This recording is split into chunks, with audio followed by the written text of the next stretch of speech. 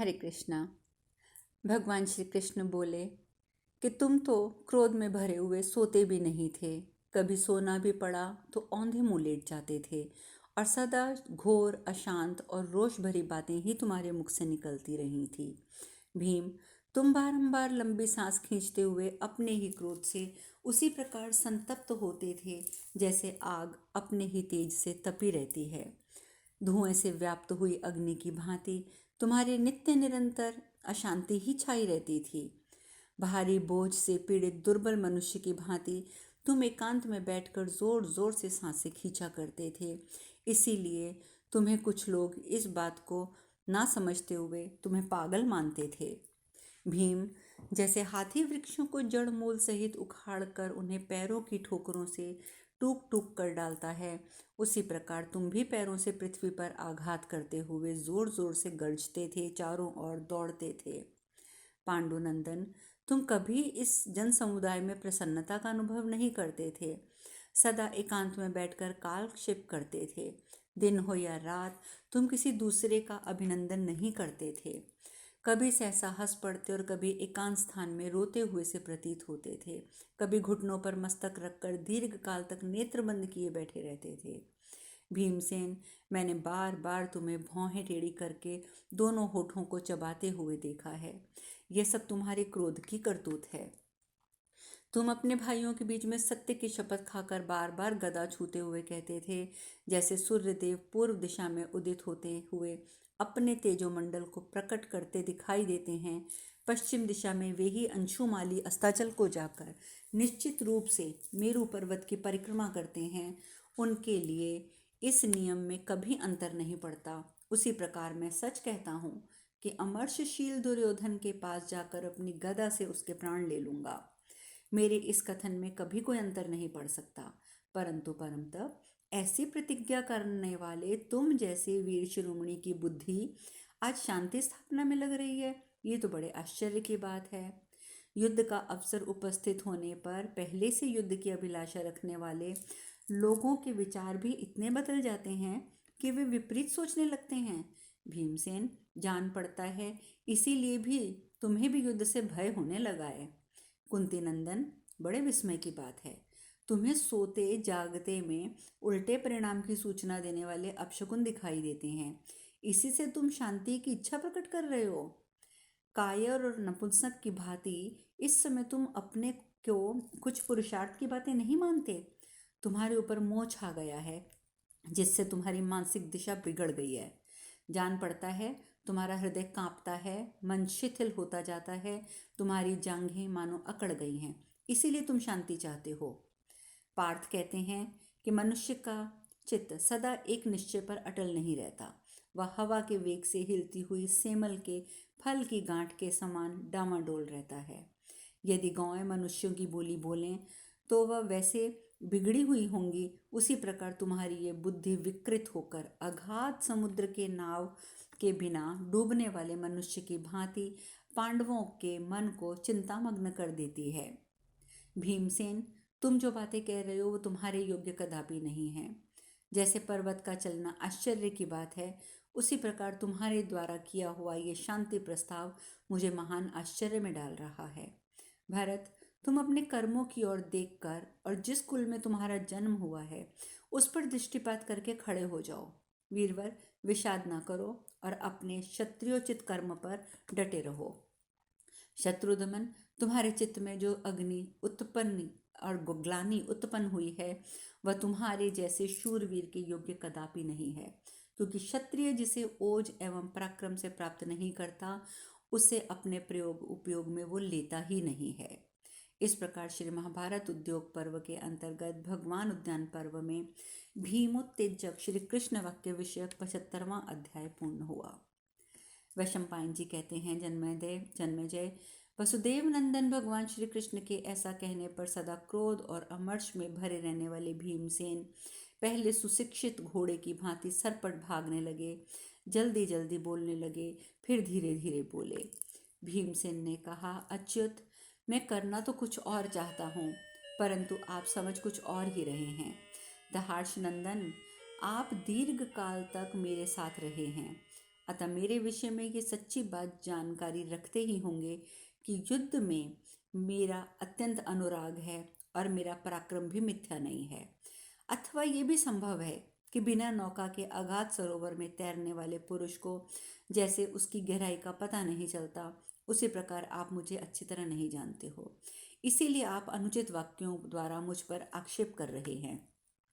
माधव, मुझ भीमसेन को अच्छी तरह जानने वाला कोई भी मनुष्य मेरे प्रति ऐसे अयोग्य वचन जैसे आप कह रहे हैं नहीं कह सकता।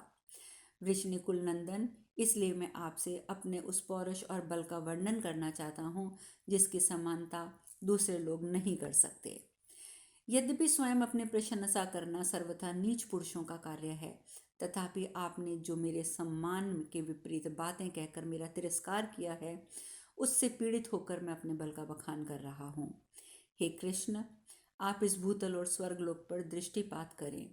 इन्हीं दोनों के भीतर ये समस्त प्रजाजन निवास करते हैं। ये दोनों सबके माता पिता हैं एवं अचल और अनंत माने गए हैं। ये दूसरों के आधार होते हुए भी स्वयं आधार शून्य हैं। यद्यपि ये दोनों लोग सहसा कुपित होकर दो शिलाओं की भांति परस्पर टकराने लगे, तो मैं चराचर प्राणियों सहित इन्हें अपनी दोनों भुजाओं से रोक सकता हूँ। लोहे के विशाल परिधों की भांति मेरी इन मोटी भुजाओं का मध्य भाग कैसा है, यह आप देख लीजिए। मैं ऐसे किसी वीर पुरुष को नहीं जानता जिसके भीतर आकर जो मेरी भुजाओं के भीतर आए और फिर जीवित निकल जाए। जो मेरी पकड़ में आ जाए उसे हिमालय पर्वत, विशाल महासागर और बल नामक दैत्य का विनाश करने वाले साक्षात वज्रधारी इंद्र, ये तीनों अपनी पूरी शक्ति लगाकर भी इन्हें बचा नहीं सकते। पांडवों के प्रति आतातई बने हुए इन समस्त क्षत्रियों को जो युद्ध के लिए उद्यत हैं, मैं नीचे पृथ्वी पर गिराकर पैरों से रौंद डालूंगा। अच्युत, मैंने राजाओं को जिस प्रकार युद्ध में जीतकर अपने अधीन किया था, मेरे उस पराक्रम से आप अपरिचित तो नहीं हैं। मैं अपनी बुद्धि के अनुसार जो कुछ कह रहा हूँ उससे भी बढ़ चढ़कर मुझे समझें। इस समय योद्धाओं के खचाखच भरे हुए युद्ध में भयानक मारकाट बचेगी, ये मुझे दिखाई दे रहा है। और जब घमासान युद्ध में मैं कुपित होकर मतवाले हाथियों, रथियों, घुड़सवारों को धाराशायी करना और फेंकना आरंभ करूंगा, तो दूसरे श्रेष्ठ क्षत्रिय वीरों का भी मैं वध करने लगूंगा। उस समय आप और दूसरे लोग भी मुझे देखेंगे कि मैं किस प्रकार चुन चुन कर प्रधान प्रधान वीरों का संहार कर रहा हूँ। मेरी मज्जा शिथिल नहीं हो रही है, ना ही मेरा हृदय कांप रहा है। मधुसूदन, यदि समस्त संसार अत्यंत कुपित होने पर मुझ पर आक्रमण करे तो भी मुझे उससे भय नहीं है, किंतु मैं जो शांति का प्रस्ताव रख रहा हूँ वह तो केवल मेरा सौहार्द है। मैं दयावश सारे क्लेश सह लेने को तैयार हूँ। मैं चाहता हूँ कि हमारे कारण भरतवंशियों का नाश ना हो जाए। इस प्रकार श्री महाभारत उद्योग पर्व के अंतर्गत भगवान उद्यान पर्व में भीमसेन वाक्य संबंधी 76वां अध्याय पूर्ण हुआ। भीमसेन की ये बातें सुनकर श्री भगवान बोले, भीमसेन, मैंने तो तुम्हारे मनोभाव जानने के लिए ही ये प्रेम से ये बातें कही थी। तुम पर आक्षेप करने, पंडिताई दिखाने, क्रोध प्रकट करने या व्याख्या देने की इच्छा से कुछ नहीं कहा था। मैं तुम्हारे महात्म्य को जानता हूँ। तुम में जो बल और पराक्रम है उससे भी मैं परिचित हूँ, और तुमने जो बड़े बड़े पराक्रम किए हैं वे भी मुझसे छिपे नहीं हैं। अतः मैं तुम्हारा तिरस्कार नहीं करता।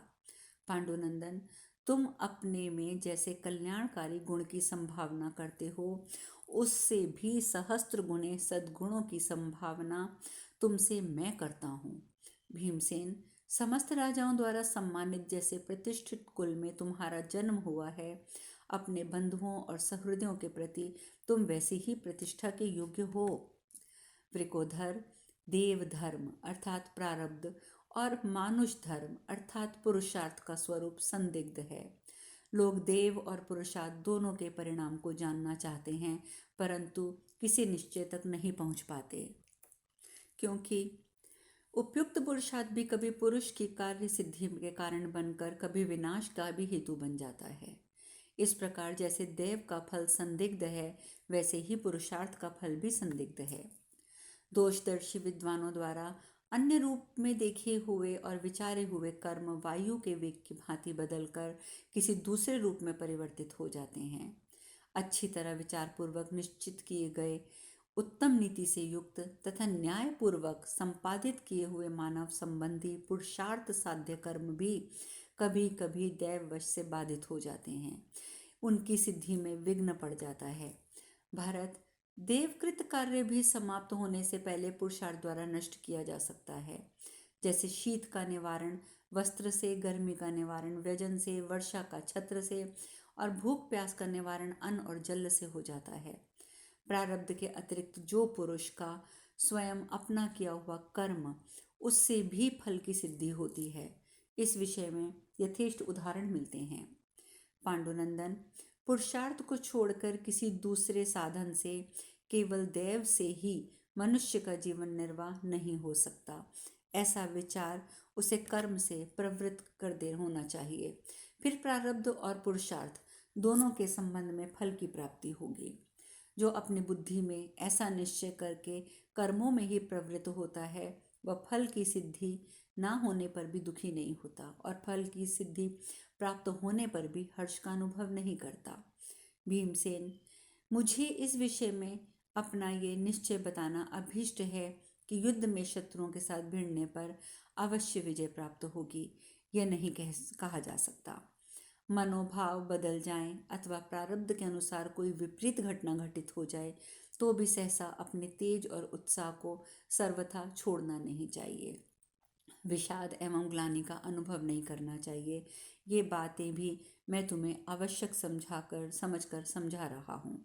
पांडुनंदन, कल सवेरे मैं राजा धृतराष्ट्र के समीप जाकर तुम लोगों के स्वार्थ की सिद्धि में तनिक भी बाधा न पहुंचाते हुए दोनों पक्षों में संधि कराने का ही प्रयत्न करूंगा।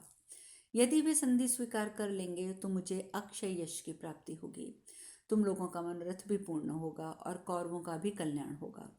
यदि ये कौरव युद्ध का ही आग्रह दिखाएंगे और मेरे संधि विषयक प्रस्ताव को ठुकरा देंगे, तब यहाँ युद्ध तो होगा ही, और जो भयंकर कर्म होगा।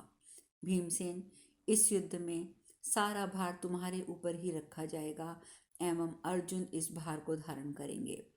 अन्य लोगों का भार भी तुम दोनों को ढोना होगा। युद्ध आरंभ होने पर अर्जुन का मैं सारथी बनूंगा, यही अर्जुन की इच्छा है।